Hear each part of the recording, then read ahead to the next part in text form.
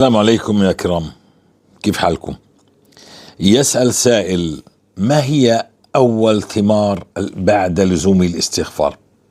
شو بدي ألاقي أنا في مشواري في الاستغفار بعد أن ما شرعت الاستغفار، بدأت بالاستغفار وأكثرت من الاستغفار.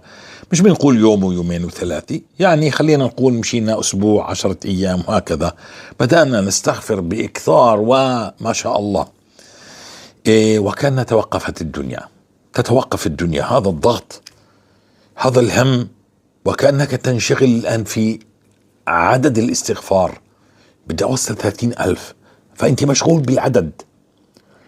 أستغفر الله أستغفر الله أستغفر الله في كل حال، في كل وقت، بالمسجد، في البيت، مشغل حالك بالاستغفار. هذا يخرجك من دائرة أنا مديون وأنا مهموم مكروب. هذه الراحة، تبدأ الراحة، تبدأ تريد أن تحقق 30,000 استغفار، وتبدأ هيك الهدوء، طمأنينة، مشغل حالك، مراقب. بدأت تراقب الله، بدأت تترك الذنوب، بدأت تركض إلى الصلاة. هذا كله عطاء من عند الله يا جماعة. هذا مش هيك إنك أنت بتفعله، هذا لأنك أقبلت على الله فبدأ الله يفتح عليك. فإذا بتظن إنك أنت اللي بتفعله، أنت ما كنتش تعمله هذا في الماضي. فهذا الأول عطاء يبدأ هكذا. بدأت الأمور، وكان الديون، كأنه كل هذه الهجمات التي كانت تأتي عليك وكأنها توقفت مكانها. هذا الذي الدفعات التي لا تنتهي، الهم الذي لا ينتهي، المرض الذي وكأنه وقف مكانه، تجمد، وأنت مستغفر ومستمر. أول يوم، ثاني يوم، ثالث يوم، لربما بإذن الله تعالى. أنا بتكلم على الذين يلزموا الاستغفار، خلينا نقول شمروا وأكثروا ب30,000 استغفار. هو من ليس من باب التقديس يا جماعة، ما حدا يمسك لنا إياها تقديس، لكنك أنت بتحقق بال30,000 استغفار. حديث رسول الله: من لزم الاستغفار. لو مسكت مسبحتك، هذه المسبحة، وظليتك تستغفر كل الليل وكل النهار، فقت الصبح بدأت تستغفر كل الوقت، أنت مستغفر بالشغل، بالسيارة، بالبيت، هكذا. خلينا نقول أنت عمال تعد، أجيت تنام، وصلت لساعة النوم، لا تنظر إلى أنا لما أخلص اليوم، صدقني ستجد إنك في هذه الحدود، 30,000، 32,000، 29,000، بهذا الحدود. صدقني لربما تجتاز حتى أكثر.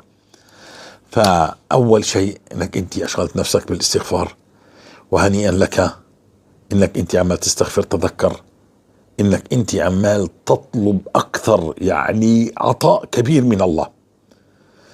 ثم بعد ذلك تأتي فرجات، ليس الفرج الأول. إذا أنا شمرت للدين علي دين، ليس هو أول من يأتيني هدوء نفسي، أمور تتغير، نفسية ترتاح، لربما أبدأ ألاحظ عطايا من عند الله. كنت أقول أنا موقف السيارة أجد هو كأنه ينتظرني، الموظف في المؤسسة وكأنه ينتظرني، وكأنه ما في حدا غير أنا، الشارع ينتظرني، كل شيء تغير معي، الأسلوب الحياة انقلب معي، بدأت حياة جديدة معي. فهنا يبدأ التغيير والأمور، وكأنه هذا الضغط قد تجمد، واقف فوقيك هو، لكنه تجمد، وانت بتعرف انه لا زال عليك مبلغ من المال، او بدك زوج، او بدها ولد، وهكذا. لكن استمر، وسترى بإذن الله تعالى من أول عطايا الله المشمر المكثر الذي ترك الذنوب. ذنوب يا جماعة تحرمنا الرزق، تحرمنا السعادة.